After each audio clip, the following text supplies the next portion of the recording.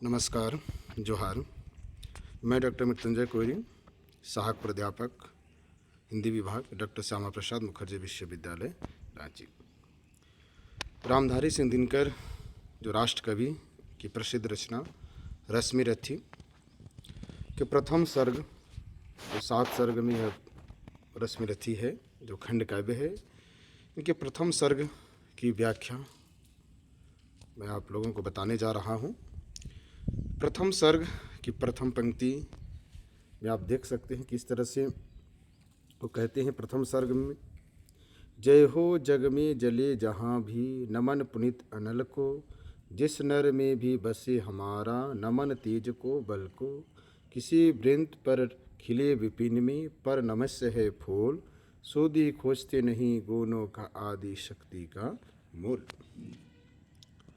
इस यदि 4 पंक्ति को आपको सप्रश्न व्याख्या के लिए यदि प्रश्न पूछा जाता 10 अंक के लिए या 5 अंक के लिए, या आपको जो ये जिसे नेट या जेट या किसी भी एग्ज़ाम के लिए क्या होता है कि उसमें पंक्ति पूछी जाती है कि किस कवि की पंक्ति है या किस रचना की पंक्ति है, तो इसको देखना बहुत ज़रूरी है। उसका अर्थ भी कभी पूछ दिया जाता है कि इसका आशय क्या है, इसमें क्या भावनाएँ हैं।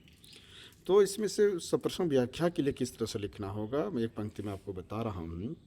सबसे पहले तो आपको संदर्भ लिखना है। संदर्भ में आपको लिखना है कि प्रस्तुत पंक्तियाँ आधुनिक काल के छायावदत्तर कवि, राष्ट्रीय धारा के प्रवर्तक कवि रामधारी सिंह दिनकर का खंड काव्य रश्मि रथी से ली गई है। फिर प्रसंग में आप लिखिएगा कि राष्ट्र कवि रामधारी सिंह दिनकर ने रश्मि रथी का जो मंगलाचरण में उन्होंने जो तेजस्वी, महाबली, गुणवान कर्ण की जीवन गाथा को उन्होंने प्रस्तुत किया है। मंगलाचरण में भी अब कह सकते इसी को मंगलाचरण ही हम लोग कहें इसको, तो तेज और गुणों को जो किस तरह से वो पूजनीय बताते हैं और उनकी वंदना करते हैं, यह इस प्रसंग पर यह कविता कही गई है। व्याख्या जय हो जग में जले जहाँ भी। अब देखिए कि जय हो जग में जले जहाँ भी, तो कवि कहते हैं कि किस तरह से नमन पुनित अनल को, अनल अग्नि, पुनित पवित्र, नमन प्रणाम। जो अग्नि जो होता है वो जग में जहाँ भी, जगत में, जग मतलब जगत में, जग मतलब जगत में जहाँ भी वह पुनीत होता है, वह नमस्कार करने योग्य होता है। उसी तरह से कोई विद्वान हो, कोई तेजस्वी हो, कोई बलवान हो, तो उसको नमस्कार करने योग्य होता है। जिस नर में भी बसे हमारा, नमन तेज को बल को, इसलिए इन्होंने कहा है कि जो उनके बल और जो उनके तेज है वो नमस्कार करने योग्य है। नमन मतलब नमस्कार करने योग्य है। जिस भी नर में, किसी भी नर में ये बसता है। किसी वृंत पर खिले विपिन में, वृंत मतलब डाली, विपिन मतलब जंगल, और नमस्य है फूल। जो फूल जो है किसी भी डाली में, किसी भी जंगल में वो खिलता है, फिर भी फूल जो है नमस्कार करने योग्य होता है। उसको कहीं भी आप चढ़ाने के लिए वह योग्य है, इसलिए वो नमस्कार करने योग्य है। सूदी खोजते नहीं गुणों का आदि शक्ति का मूल।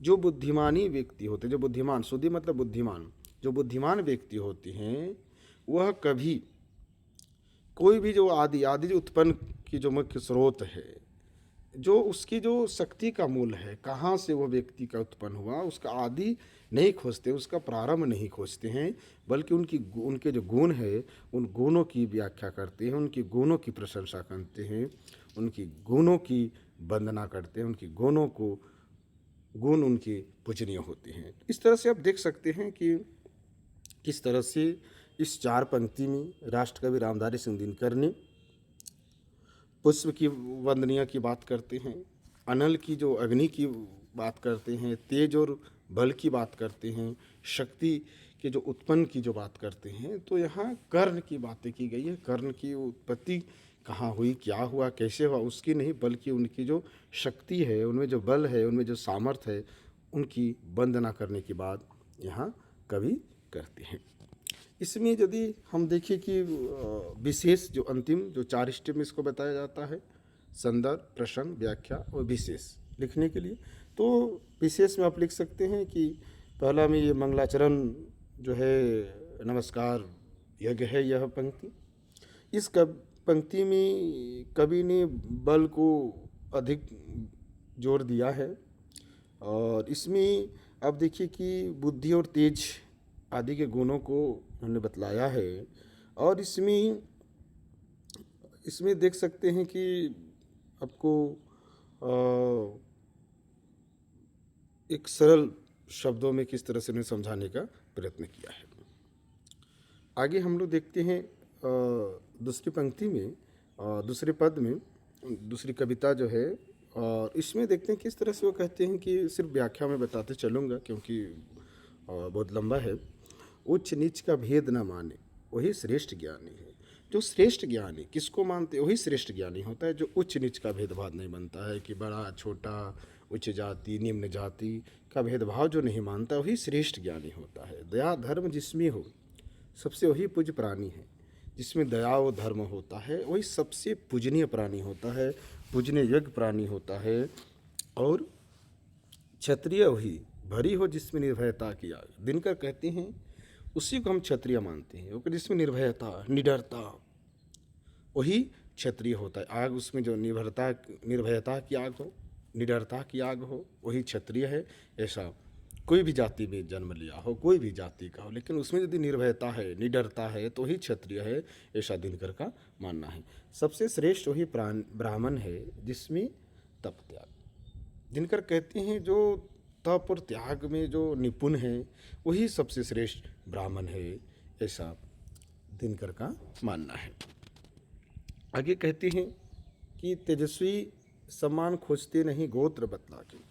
जो तेजस्वी व्यक्ति होता है वो सम्मान जो है कोई गोत्र बतलाकर जो है अपना सम्मान नहीं खोजते हैं, क्योंकि अब देख सकते हैं किस तरह से जो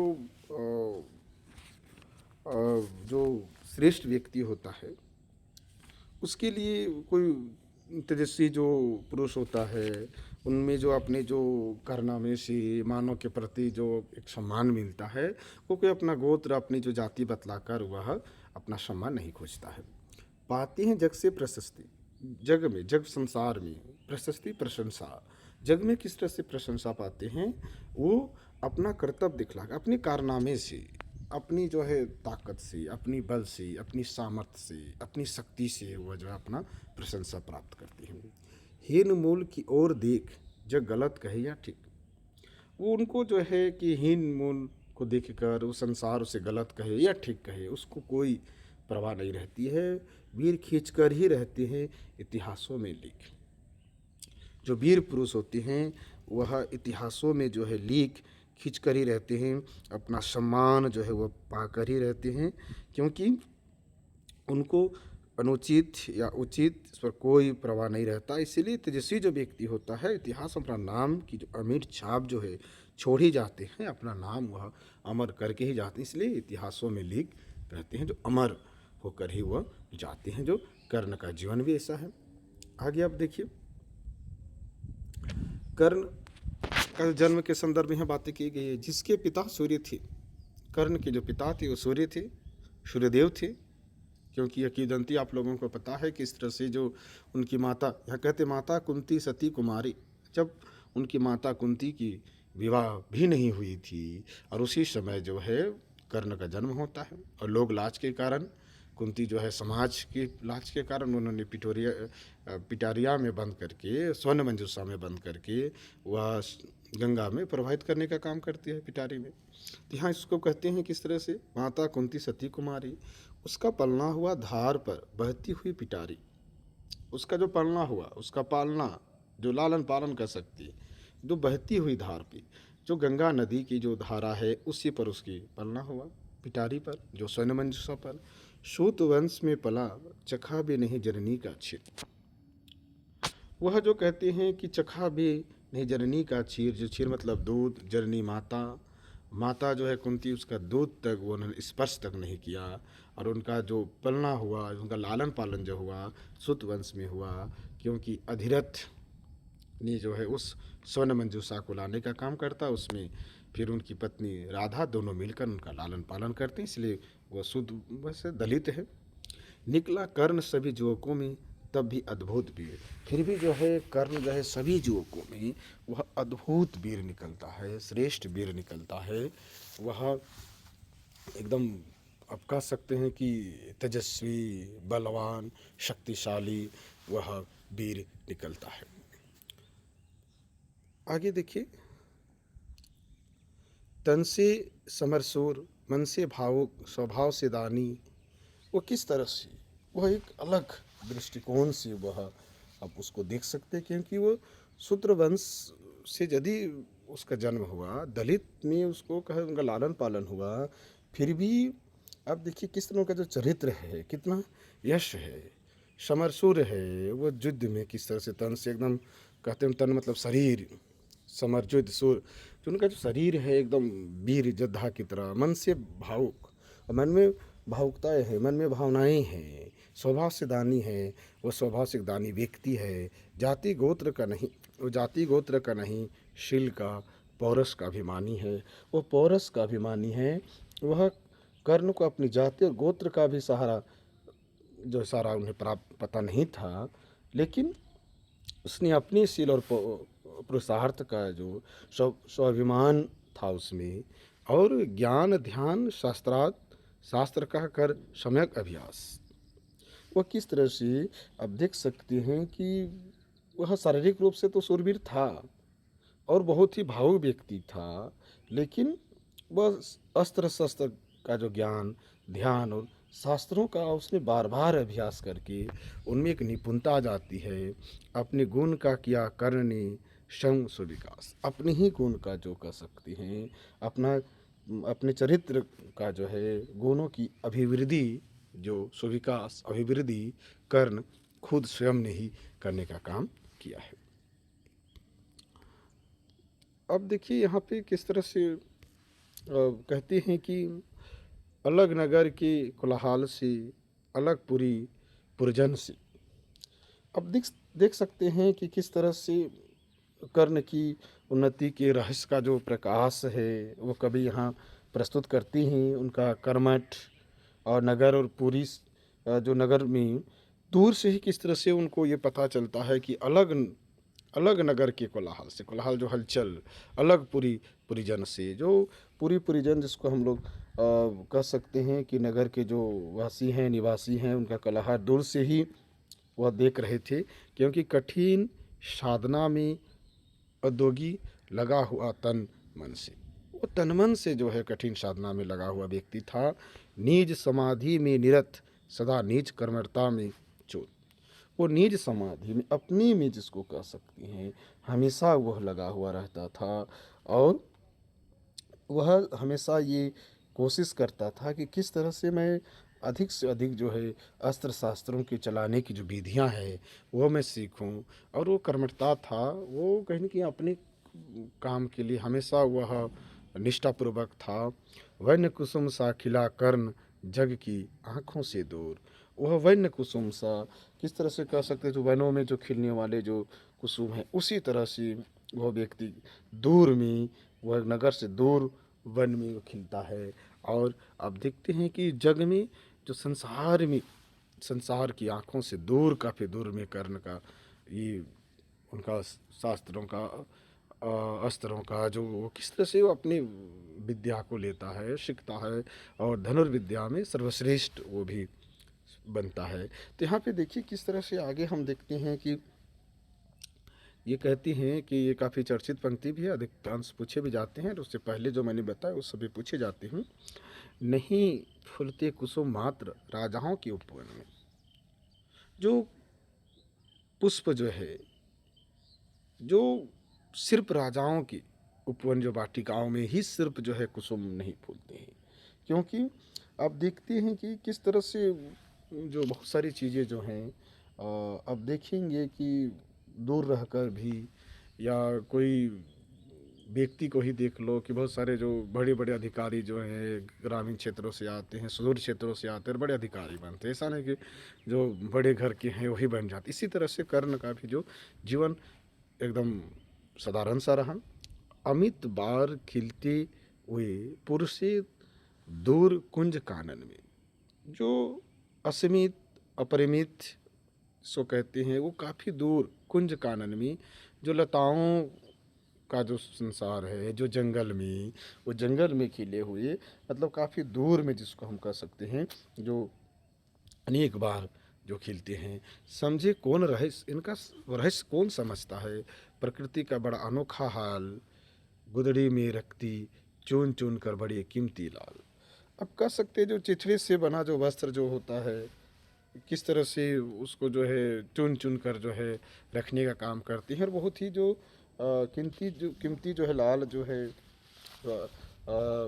कहा गया है कि किस तरह से यहाँ देखिए कि बेशकीमती होते हैं और उन्हें गुदड़ियों में छिपा कर रखा जाता है। ठीक उसी तरह से प्रकृति के रहस्य को कौन जानता है, ईश्वर की गति को कौन जानता है, उसकी बड़ी विचित्र स्थिति है। लेकिन आप यहाँ देखिए कि किस तरह से इस पंक्ति में एक पुष्प के माध्यम से और दूर जो खेलती है उसके माध्यम से किस तरह से कवि ने कर्ण की जो जीवन को इन्होंने बताने का काम किया है।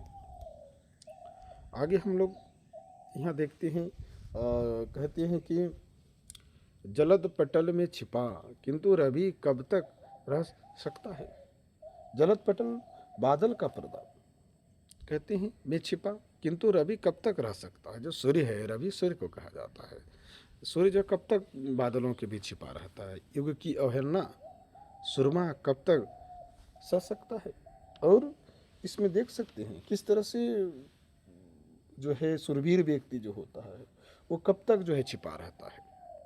युग की अवहेलना कब तक करता है, जो सुरवीर होता है, सुरमा सुरवीर, कब तक वो सहन कर सकता है, कब तक छिपा रह सकता है। पाकर समय एक दिन आखिर उठी जवानी जाग, जब उनको समय अवसर प्राप्त होता है, आखिर उस दिन उनकी जवानी जाग उठती है और फूट पड़ी सबके समक्ष पौरस की पहली आग।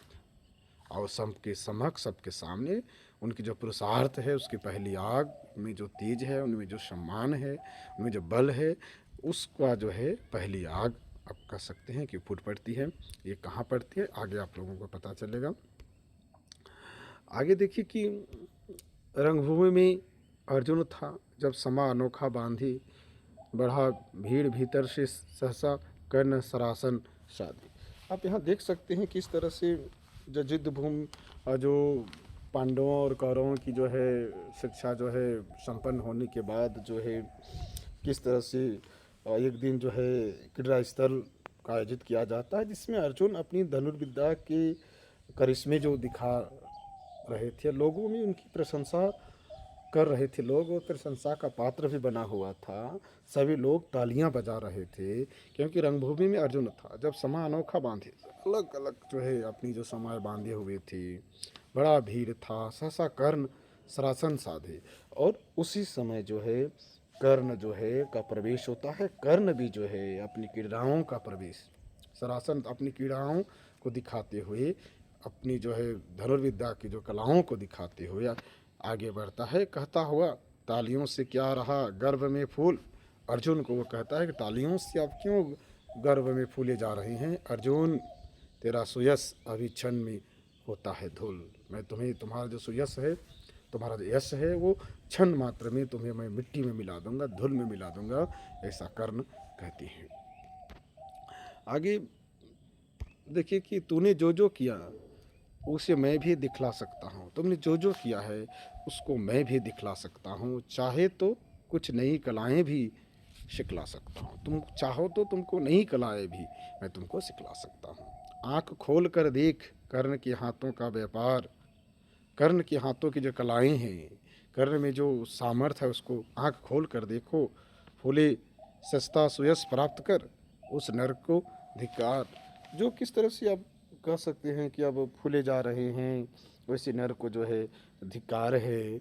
आप कह सकते हैं कि मेरी दृष्टि में उस पुरुष को ही धिक्कार है जो अपनी थोड़ी ही प्रशंसा में फूल कर, जिसको नहीं कहते हैं एकदम फूला चला जाता है। तेरा तरह से जो तेरा जो गर्व है करना निंदा योग्य है, तुम्हारा जो धिक्कार है, ऐसा कर्ण कहते हैं। यहाँ पे आगे वार्तालाप चलती है। इस प्रकार कह लगा दिखाने कर्ण की कलाएं रन की। वह जो है इस प्रकार कह लगा और दिखाने कर्ण जो कलाएं रन की, युद्ध भूमि की जो कलाएं हैं वो दिखाने लगे। सभा स्तब्ध रह गई, सभा जो है एकदम शांत हो गई। गई रह आँख टगी जन जन की, सभी की जो जन जन व्यक्ति व्यक्ति की जो आंखें जो उस पर जो है टकटकी बांधी जो है एक टक देखने लगे। मंत्रमुग्ध सा मौन चतुर्दिक जन का परावार। चारों तरफ आप कह सकते हैं कि चतुर्दिक चारों तरफ आप देखते हैं कि परावार जो समुद्र की तरह एकदम सब जो है देखने लग रहे हैं। गूंज रही थी मात्र कर्ण की धनुआ की टंकार, सिर्फ जो है कर्ण की धनुष की जो टंकार चारों तरफ जो है गूंज रही थी।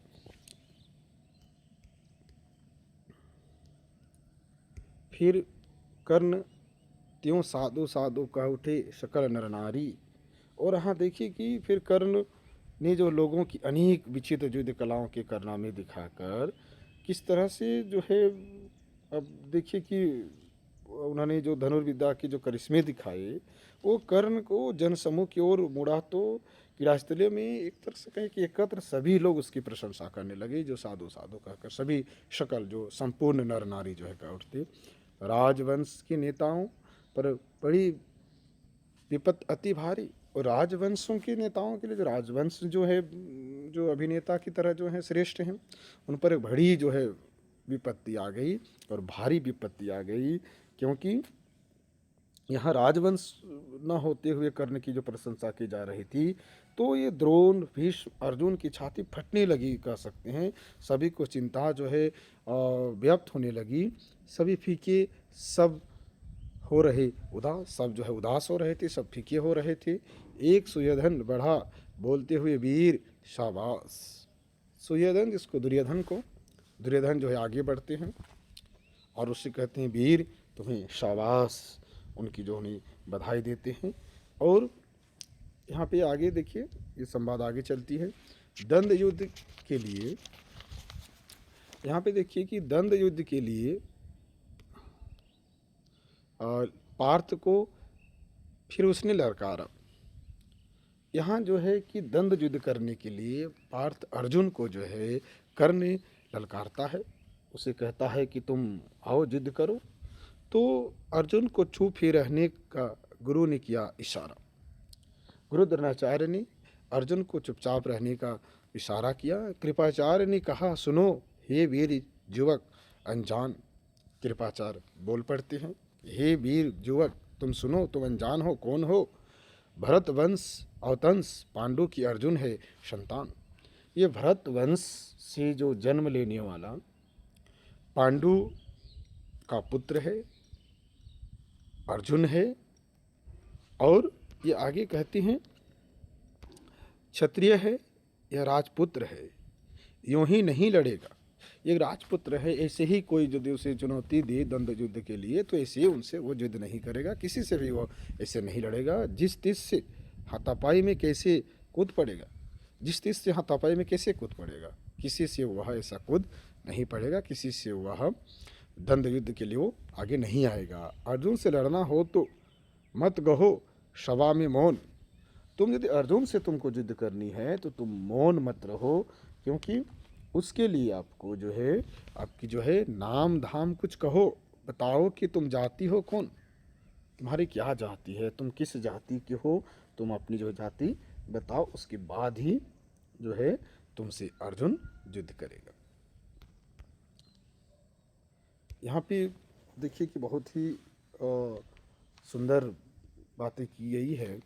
जाति हायरी जाति कर्ण का हृदय क्षोभ से डोला। हैरे जाति, जो जाति जाति जिसको नहीं कहते, जाति से जो पहले ही इन्होंने जाति की बात की है कर्ण दिनकर जी ने। और कर्ण का हृदय क्षोभ दुख से डोल उठा। कुपित क्रोध से सूर्य की ओर देख वह वीर क्रोध से बोला। कर्ण जो है सूर्य की ओर देखकर काफ़ी क्रोध से बोला, जाति जाति रटते जिनकी पूंजी केवल पाषंड, जिनकी पूंजी सिर्फ पाखंड की तरह होती है, जो पाषाण पत्थर की तरह जिसकी पूंजी होती है, वही जाति जाति रटने का काम करते हैं। मैं क्या जानूँ जाति जाति हैं ये मेरे भुजदंड, मैं नहीं जानता हूँ कि मेरी क्या जाति है। मेरी जाति का प्रमाण मेरे भुजदंड, मेरे बाहु हैं, बस यही मेरी जाति है, इसी से मैं अपना परिचय देता हूँ। ऐसा कर्ण उत्तर देते हैं।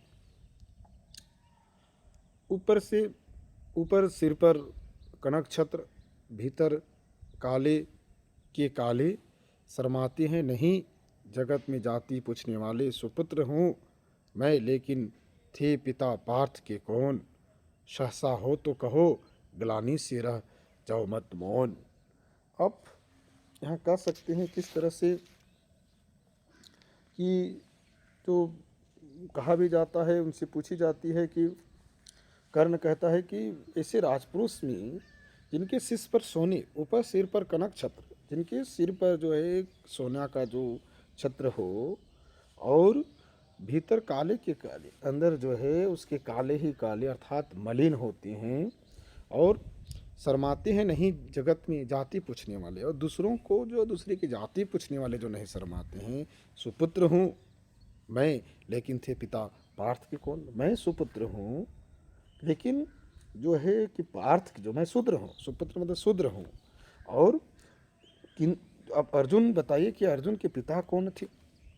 सहसा हो तो कहो ग्लानि से रह जाओ मत मौन, और कहते हैं कि अब अपने साहस हो तो मेरे प्रश्नों को स्पष्ट उत्तर दीजिए, मौन धारण मत कीजिए, मौन धारण मत रहिए, ग्लानि मत कीजिए, स्पष्ट उसका उत्तर दीजिए।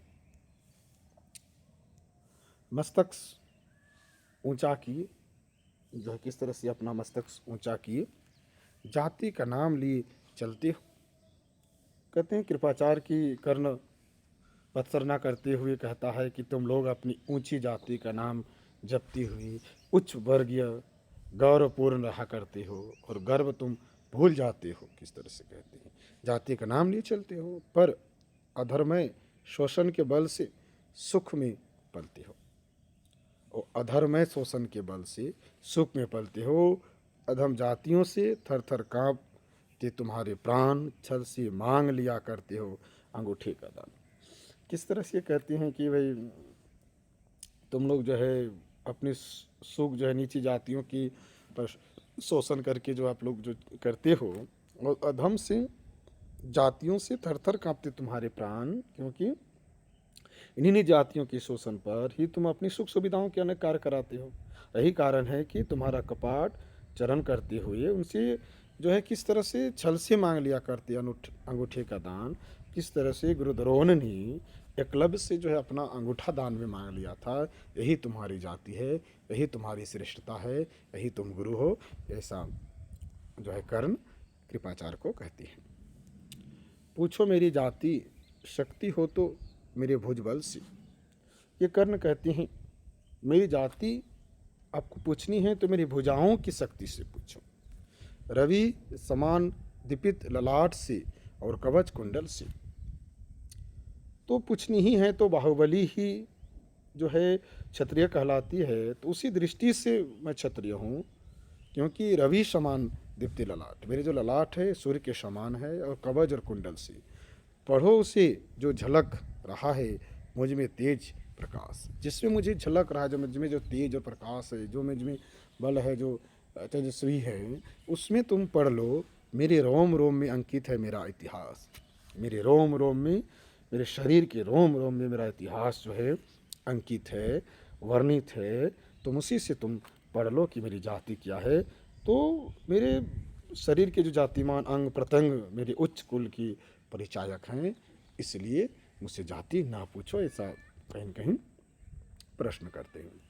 अर्जुन बड़ा वीर क्षत्रिय है तो आगे वो आवे। यदि अर्जुन यदि बड़ा वीर क्षत्रिय है तो आगे आवे, क्षत्रित्व का तेज जरा मुझको भी तो दिखलावे। वो क्षत्रिय है तो वो मुझ पर भी तो दिखाए कि किस तरह से वो क्षत्रिय है, कितना बड़ा क्षत्रिय है, कितना बड़ा वीर है, वो आके मुझको भी तो दिखाए। अभी छीन इस राजपुत्र के कर से तीर कमान। और किस तरह से कहते हैं कि जो राजपुत्र के जो को छीनकर किस तरह से जो है अपने तीर और कमान को अपनी महाजाति की दूंगा मैं तुमको पहचान, इसी से मैं छीनकर अपनी जो जाति मेरी महान जाति है उसकी पहचान मैं दूंगा। इस राजपुत्र से उनका तीर और कमान जो छीनकर मैं अपना पहचान दूंगा।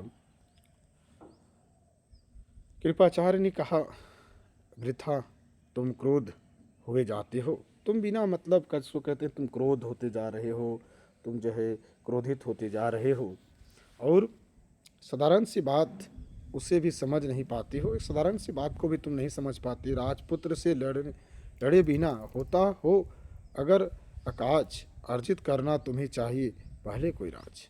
तुम्हें जो है अर्जुन से युद्ध करने के पहले कोई राज्य का राजा बनना होगा, तभी तुम अर्जुन से युद्ध कर पाओगे।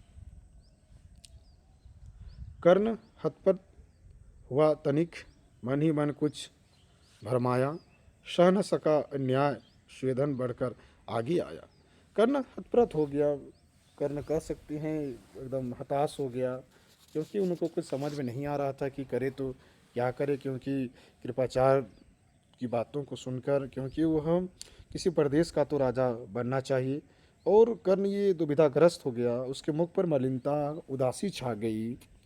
दुर्योधन इसी समय सह न सका अन्याय, दुर्योधन जो है उसका अन्याय सह नहीं सकता है। सुयोधन बढ़कर आगे आया, दुर्योधन जो है आगे आता है, बोला बड़ा पाप है करना इस प्रकार अपमान। किसी का यदि इस तरह से अपमान किया जाता है ये बहुत बड़ा पाप है, क्योंकि सूर्य के समान तेजस्वी वीर पुरुष का इस प्रकार अपमान सर्वथा अनुचित है।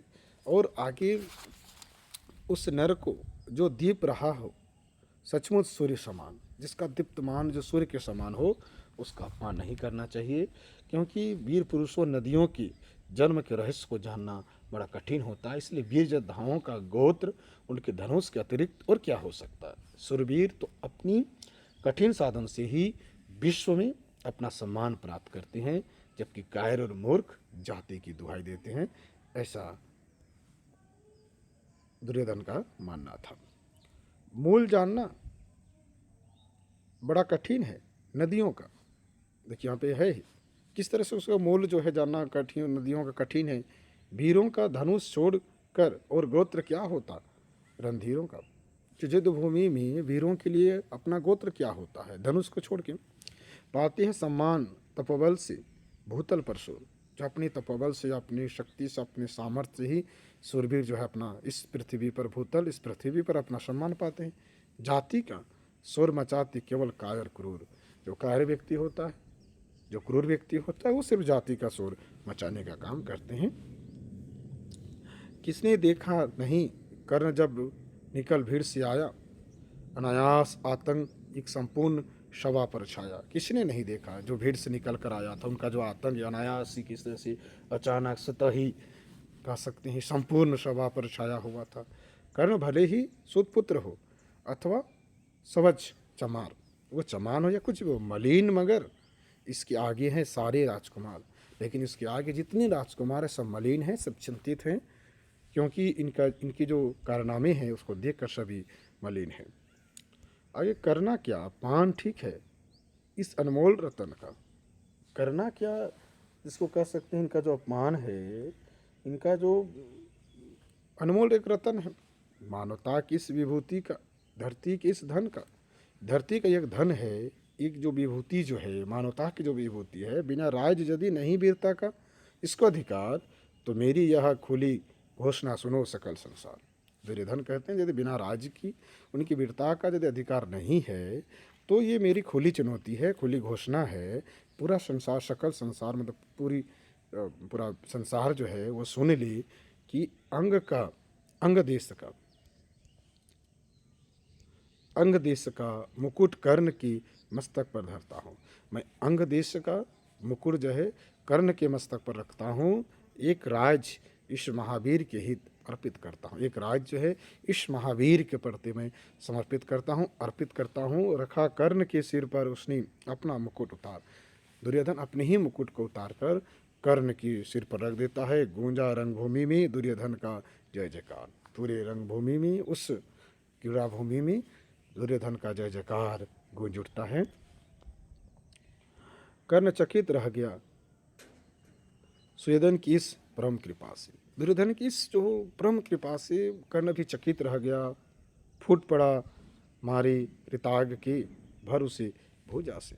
उनकी कृतज्ञता, उनका आभार से भर उठता है, उनकी भुजाओं से जो गले लगते हैं। दुर्योधन ने हृदय लगाकर कहा, बंधु हो शांत, हे बंधु, हे मित्र, आप शांत हो जाओ।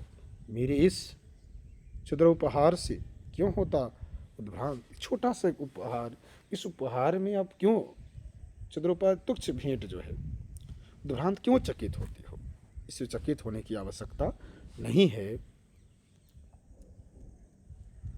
कहता है कि क्या कौन सा त्याग अनोखा, मैंने कौन सा त्याग अनोखा किया है?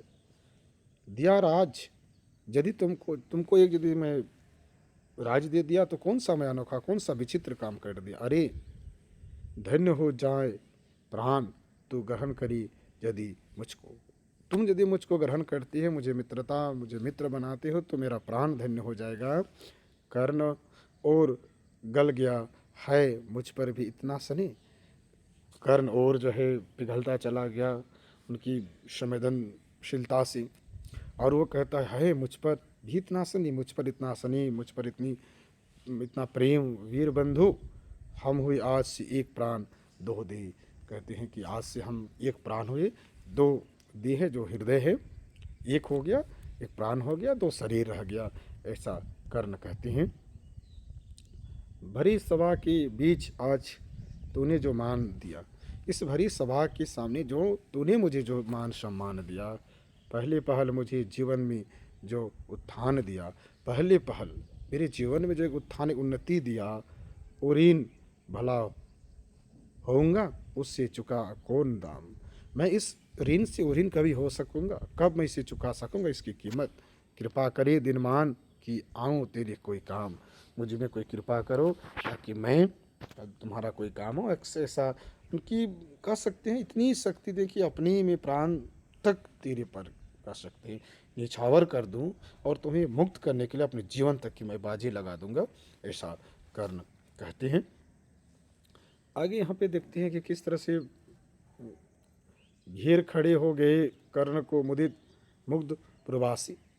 तो यहाँ कहते हैं किस तरह से जो है कर्ण दुर्योधन के मध्य मैत्री जो संबंधों का जो वर्णन हो रहा था, तो वह नगरवासी जो है दुर्योधन को और कर्ण को घेर कर चारों ओर खड़े हो गए, और मुदित जो प्रसन्न मुद्रा में मुग्ध प्रवासी जो नगरवासी हैं, होते ही हैं लोग सुरता पूजन की अभिलाषी। जो सूर्य पुरुष होता है उसके पूजनीय लोग होते ही हैं, उनके अभिलाषी होते हैं। चाहे जो भी कहे देश ईर्षा मिथ्याभिमान, बाकी जो भी कहे, उनके देश कहे, उनकी ईर्षा कहे, मिथ्या या अभिमान कहे, जनता निज आराध्य वीर को पर तले लेती पहचान। जो वीर पुरुष होता है उनको जो है वह पहचान ही लेता है, क्योंकि अब देख सकते हैं वीर के विषय में देश जलन या झूठे अभिमान के कारण कैसी भी बात क्यों न हो, लेकिन जनता अपने वीरों को भली भांति वो पहचान ही लेती है, क्योंकि पहचान में भूल नहीं करती, उसे पहचान ही लेती हैं।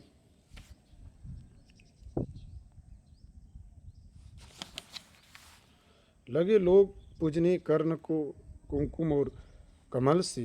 यहाँ देखिए कि लोग किस तरह से कहते हैं कि कर्ण को जो है केसरी, रोरी और कमल आदि पुष्प से पूजने लगे, उनकी पूजा करने लगे, और रंग भूमि पर भर गई चतुर्दिक पुलाकित कलकल से।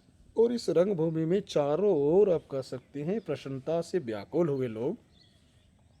विनयपूर्ण प्रतिबंधन में ज्यों झुका कर्ण सुवेश, जनता विकल्प पुकार उठा जय महाराज अंगेश। तो विनयपूर्ण प्रतिबंधन करते हुए, उसके निवेदन करते हुए जो झुका कर्ण सुवेश, वो कर्ण जो है झुकते हैं, और जनता विकल्प पुकार उठी, जनता जो है पुकार उठती है जय महाराज अंगेश, जो अंगराज कह के वो पुकार उठते हैं। देखिए महाराज अंगेश तीर सा लगा हृदय में जाके। महाराज अंगराज जो है, और जब कर्ण की जयकार कर रहे थे तो भीम के हृदय में, यहाँ कह सकते हैं तीर सा लगा हृदय में जाके। विपल क्रोध में कहा भीम, यहाँ भीम जो विपल क्रोध में कहा भीम ने, और नहीं कुछ पाके। क्योंकि क्रोध भीम में ये बढ़ता गया, तीर के समान लगा, क्योंकि बड़ा धक्का सा लगा, उसके हृदय में ठेस सी लगी, मानो उस पर बाणों का प्रहार किया गया। तो है कि झगड़े पूछ आज तक रहा यही तो काज, सुपुत किस तरह चला पाएगा कोई राज। तो यहाँ पे कह सकते हैं कि किस तरह से क्रोध में कर्ण पर ये कह कर जो है उतारने लगा कि सारथी का जो बेटा अब घोड़े की पूंछ झाड़ता रहा, वो किसी देश का राजा होने का उत्तरदायित्व कैसे संभालेगा, इसलिए सूत पुत्र किस तरह चला पाएगा कोई राज। है कि मतलब कहते हैं कि घोड़े की जो पूंछ जो है, झाड़े पूंछ, आज तक रहा यही तो काज, क्योंकि सारथी का पुत्र है, घोड़े के पूंछ कहते हैं ये भीम का उठता है। तो इस तरह की बातें यहाँ कहते हैं कि भीम भी जो है विकल होके ऐसा कहता है। दुर्योधन ने कहा, भीम झूठे बकवास बकबक करते हो, तुम झूठे बकबक करते हो, बिना मतलब की बातें करते हो, कहते धर्मज्ञ देश का विष मन में धरते हो, जो कहते अलग हो और देश जो है मन में धारण करते हो। यहाँ कह सकते हैं किस तरह से दुर्योधन ने भीम को डांटते हुए कहता है, तुम व्यर्थ की बातें कर रहे हो, क्योंकि तुम जानते हो कि अपने मन में शत्रुता का प्रहार रखते हुए तुम्हें धर्म का ज्ञाता कहा जाता है, और तुम्हारा तो उच्च वंश में जन्म लेना ही व्यर्थ है, क्योंकि बड़े वंश से क्या होता, खोटे हो यदि काम, तुम में यदि छोटा खोटा काम हो, व्यर्थ का काम हो, नीच का काम हो, तो बड़े वंश में जन्म लेने का क्या काम है। नर का गुण उज्ज्वल चरित्र नहीं वंश धन धान। यदि तुम नर कोई उच्च कुल में जो जन्म लेता है, उनका उच्च यदि काम ना हो, तो वंश धन धान क्या, वंश और उसके धन और धाम का क्या चरित्र क्या रहा, धनवान हो या भव्यवान हो, उससे कोई महत्व नहीं होता है, ऐसा दिनकर लिखते हैं। दुर्योधन कहता है, सचमुच ही तो कर्णनी तुम्हें कौन हो बोले, सचमुच ही तो कहा कर्ण ने, तुम्हें कौन हो बोला, जन्मे थे किस तरह ज्ञात हो, तो रहस्य यह खोलो, अपना अवगुण नहीं देखता, अजब जगत का हाल निज आँखों से नहीं सोचता, सच है अपना भाल।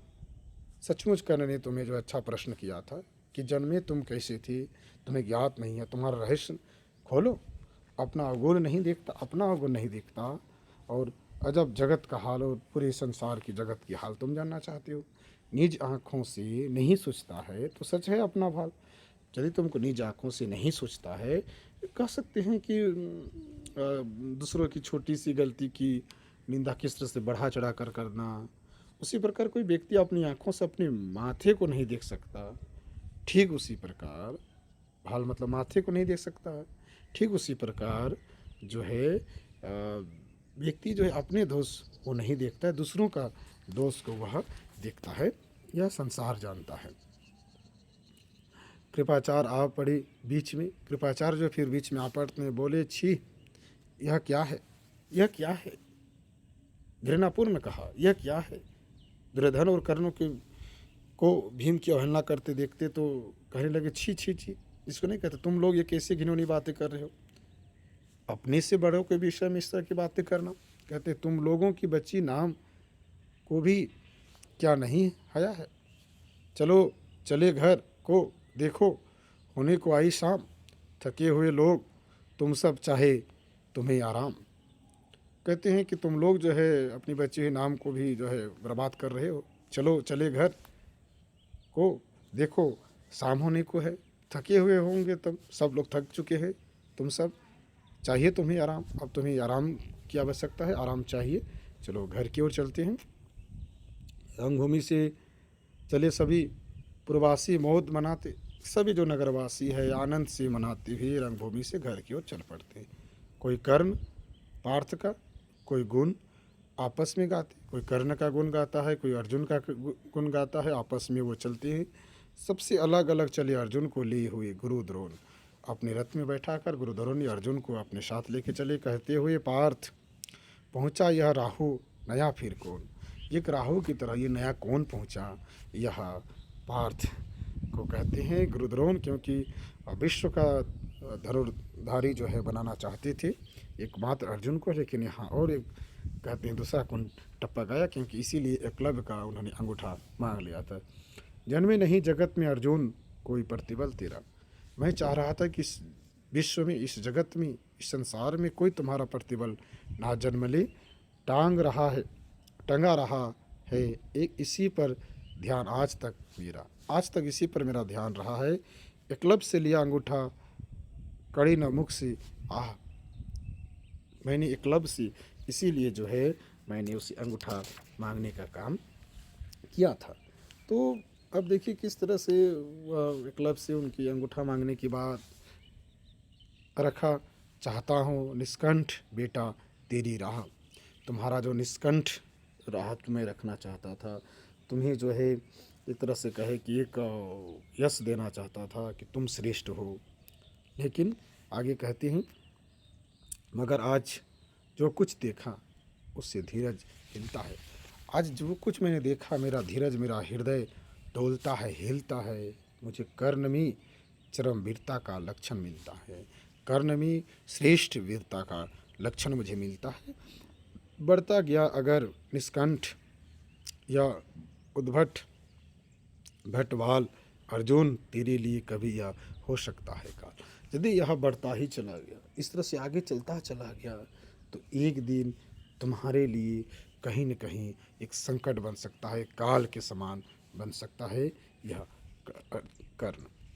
सोच रहा हूँ क्या उपाय मैं इसके साथ करूँगा, मैं सोच रहा हूँ कि इसके साथ मैं क्या उपाय करूँ, कैसे इसको मैं तुम्हारे से दूर करूँ, इस प्रचंडतम धूमकेतु का कैसे तेज हरूँ, इसका जो धूमकेतु की तरह जो है, इसका मैं तेज को कैसे मैं हरूँ, कैसे मैं इसका हरण करूँ, ऐसा मैं सोच रहा हूँ। शिष्य बनाऊँगा ना कर्ण को, मैं कर्ण को अपना शिष्य नहीं बनाऊँगा, यह निश्चित है बात। यह तो बात निश्चित है कि कर्ण को मैं अपना शिष्य नहीं बनाऊँगा। रखना ध्यान विकट प्रतिवट का, पर तू भी हे तात, तुम भी इस प्रतिवट जो है, ये जो इसका जो ध्यान रखना कि किस तरह से कभी यदि तुम्हारे सामने हो कुछ स्थिति आए तो तुम भी इसके लिए तैयार रहना। किसकी? क्योंकि बिना किसी बाधा के तो ऐसा हो नहीं सकता है, निष्कंटक इसको बिना बाधा के हो नहीं सकता है। इसलिए तुम भी सचेत रहना ताकि ऐसी कोई बात ना हो। रंगभूमि से लिए कर्ण को कौरव शंख बजाते, रंगभूमि से लिए जो है कौरव जो अपने शंख बजाते हुए चले, झूमते हुए खुशी में गाते, मौज मनाते, वो मौज मनाते हुए गाते हुए चलते हैं। कंचन के युग शैल शिखरसम सुगठित सुघर सुवर्ण, तो यहाँ कह सकते हैं कंचन जो सोना, युग दो जोड़ा शैल शिखरसम, वो कहते हैं किस तरह से कि कौरव जो है क्रीड़ा स्थल से कर्ण को शंख बजाते हुए लेकर लौटते हैं, वो प्रसन्नता से के कारण झूमते हुए खुशियाँ मनाते हुए लौट रहे हैं, एक दूसरे के गले में गले डालते हुए वह लौट रहे हैं और आगे बढ़ रहे हैं। गला बांधे दे चले परस्पर, दुर्योधन और कर्ण दोनों एक दूसरे से जो है मिलते हुए, गले लगते हुए, बाहों में वो आगे चलते चले जाते हैं। बड़ी तृप्ति के साथ सूर्य शीतल अस्ताचल पर से चूम रहे थे अंग पुत्र का स्निग्ध सुकमल कर से। आज न था प्रिया उन्हें दिवस का समय सीधा सान, बिरह गया क्षण एक क्षतिज पर गति को छोड़ विमान।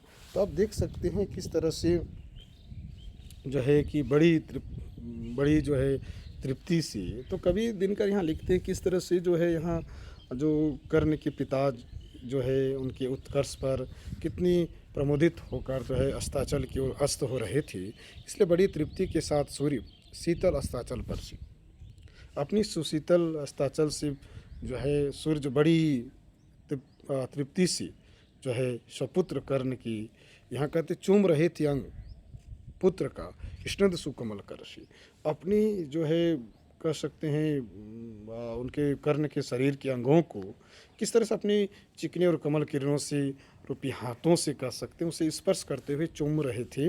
और आज न था प्रिया उन्हें दिवस का समय सीधा हसान, और आज उन्हें निश्चित समय पर दिवस का अंत होना पसंद न था, क्योंकि विराम विरम गया क्षण एक क्षितिज पर, गति को छोड़ विमान।